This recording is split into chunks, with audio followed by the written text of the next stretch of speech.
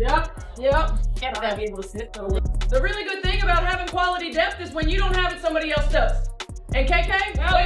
Yeah! Way to step up. Chloe, great job coming in. Barbie Night was supposed to be Angel Reese's moment. The lights, the merch, the pink everything. Chicago rolled out the full red carpet. But instead of a celebration, it turned into a disaster. The Indiana Fever didn't just spoil the party, they burned the whole thing down. No Caitlin Clark. No problem. The Fever walked into the United Center, Chicago's biggest stage, and humiliated the Sky by 15 points again. And here's the twist. This so-called rivalry, it doesn't actually exist. Fever, no! But also, let's take a moment for KK, okay? She's that moment today. She's that girl always. Thank you. Love Steve. Let the light get the nice little done. Not when one team keeps getting cooked over and over again. Let's talk about it, because the numbers don't lie, and what's really happening behind the scenes might just change the entire narrative. The United Center was supposed to be electric. Pink balloons, glittering signs, Barbie-inspired everything. Chicago's marketing team went all in to craft a night around Angel Reese's growing superstardom. This wasn't just a regular game. It was a spectacle, a statement, the biggest promotional night of the Sky's entire season. The Indiana Fever walk in to Chicago, the United Center, no Caitlin Clark, and they walk out with a W 93-78. But there was one major problem. Angel Reese wasn't even in uniform. She sat out with a back injury, and suddenly, the star of the show was missing from her own stage. That would have been enough to deflate most crowds, but this wasn't an ordinary crowd. Thousands of fans still poured into the building, and most of them, they weren't there for Reese. They were there for someone who wasn't playing either. Caitlin Clark, dressed in street clothes, didn't take a single shot, but she stole the spotlight without even trying. Before tip-off, she circled nearly two-thirds of the arena, signing over 200 autographs, taking selfies. This is absolutely a one-sided rivalry. And we've got to say it like it is. Like, we can't say Caitlin needs to do this, Caitlin needs to do that. Let's be real. The only reason this is still a rivalry is because the other side of the rivalry won't stop it. And by the way, it is extremely beneficial for Angel Reese to be in and creating the kind of fan moments that Angel Reese's Barbie branding was supposed to deliver. Clark didn't need to play a minute to dominate the atmosphere. And as soon as the ball tipped, it was clear. Indiana came to ruin Chicago's night. The Fever jumped out to an early double-digit lead behind relentless defense, smart ball movement, and a barrage of threes. By the end of the first quarter, the Sky were down 13 and already looked gassed. Their own event was slipping away. The pink court decorations became a punchline. The vibes turned fast. But this was just the beginning. The media keeps calling it a rivalry. ESPN packages it like a sequel to Magic vs. Bird. Social media loses its mind every time Caitlin Clark and Angel Reese are mentioned in the same sentence. But here's the truth that nobody wants to say out loud. Angel show here in Chicago.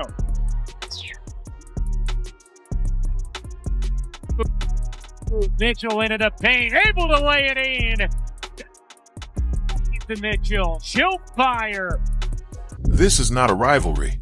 Not when one team is getting smacked around nearly every time they meet. Since the start of last season, the Indiana Fever have now beaten the Chicago Sky 6 times in their last 7 matchups. Let that sink in. That's not competitive balance. That's complete domination. And this season alone, Indiana has beaten Chicago 3 straight times by a combined margin of 77 points.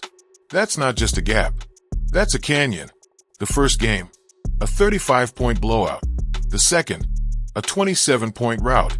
And now, this latest pink-themed disaster, another 15-point beatdown in Chicago's own spotlight game. This is a fake one-sided rivalry. We got Angel Reese taking more shots at Caitlin Clark unnecessarily. They literally booked the United Center to make a statement. And the only statement made was that Indiana owns this matchup. So why does everyone still pretend this is a rivalry? Because it sells. Because the story writes itself. Iowa versus LSU, Reese versus Clark, drama versus discipline. But when you look at the box scores, watch the body language, and actually break down what's happening on the court, it becomes obvious. This isn't two titans clashing. It's one team doing drills while the other struggles to keep up. And the worst part, even without Caitlin Clark playing, Indiana still dominated from start to finish. No star power needed. No excuses available. This rivalry, it's built on hype, not reality. On 6 of 10 shooting in the corner, Mitchell connects on a 3. Indiana needed that. It's a 2-point game. There's a chance that gets changed to a 3. Mitchell looking to respond, and does. Things tightening at United Center. Mitchell has it deflected, gets it back, and hits from 3. While the headlines were focused on Caitlin Clark's absence and Angel Reese's injury, Kelsey Mitchell was busy making history. No Clark, no problem. Mitchell walked into the United Center like it was her personal gym and dropped a season-high 35 points, slicing through Chicago's defense with absolute ease. She shot an outrageous 12 of 19 from the field, including 7 of 10 from three-point range. That's 70% from deep. On the road, in a sold-out arena, on Chicago's biggest night. She didn't just score, she humiliated them. Step-backs, spot-ups, off-the-dribble heat checks. Mitchell was hitting everything, and she didn't stop at scoring. Bitch, put him in a ditch, and Michaela Timpson treating the Chicago Sky like a bunch of Simpsons. Oh boy, oh boy, oh boy. Kelsey Money Mitchell erupted today. Michaela Timpson continues to show every time you put her in the game, every time you give her some actual quality minutes, she will not disappoint. She added 6 assists and joined Caitlin Clark as the only players in Fever history to record 35-plus points, 5-plus assists, and 5-plus threes in a single game. That's not just a stat line. That's a legacy moment. And here's what most people don't know. This performance didn't come out of nowhere. Mitchell spent her offseason working with a trainer who's also a football coach. Why? To improve her lateral movement and footwork, just like a defensive back. That meant drills, angles, cuts, all designed to help her break down defenders and create space. It worked. Against Chicago, those offseason reps showed up in every possession. Her footwork was tight, her rhythm was smooth, and the Sky had zero answers for her. All season long, when she's gotten minutes here and there, has made the most of them. We've seen it on the offensive end. Then here, just getting her arms in the passing lane, the deflection, finishing a tough look. Every time they tried to close the gap, Mitchell responded. Jumper, 3, dish, bucket, rinse, repeat. While the Sky were throwing a Barbie party, Mitchell turned it into her own highlight reel. Kelsey Mitchell lit the fuse, but it was Indiana's depth that blew the doors off the United Center. Let's start with Aaliyah Boston. While all eyes were on the guards, Boston quietly recorded her 3rd straight double-double, 14 points, 11 rebounds, 6 assists, 2 steals, and 2 blocks. She did a little bit of everything. Post defense, playmaking from the high block, transition vision. Her fingerprints were on every possession. Cardoso running the floor. Gets denied by Boston, returning the favor. Boston finds the cutter. It's Timpson who lays it in. That ends the 11-0 run. Here's Mitchell. Slips it in, wide open Boston. Tracks it back down. Off to Boston. Backdoor, Mitchell the cut, and the finish. Tough bucket from Kelsey. Chicago had no answer for her versatility. Then came Michaela Timpson, the rookie who's been quietly grinding all season. With Reese out, this could have been her spotlight. But instead, it was Timpson who dropped a career-high 14 points on 6 of 8 shooting. Good for 75% from the field. Every time she checked in, the energy shifted. She got steals, ran the floor, finished through contact. The kind of minutes that turn into wins. Kelsey Mitchell called her the ultimate pro. And that showed all night. And how about Chloe Bibby? Signed to a 7-day contract, Just 4 days before the game, she came off the bench and immediately made noise. 8 points in just 10 minutes. 2 threes, a clutch jumper, and instant floor spacing.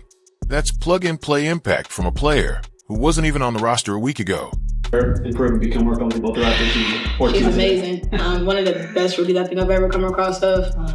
She's. And then there was Lexi Hull, the stabilizer. Whenever Chicago made a small run, she'd drain a shot to shut it down. Her timing was perfect. Her confidence never wavered. And by the time the third quarter ended, even Fever fans were louder than Sky fans in the building. This is what makes Indiana dangerous. They're not just Caitlin Clark and a supporting cast. They're a complete, connected team.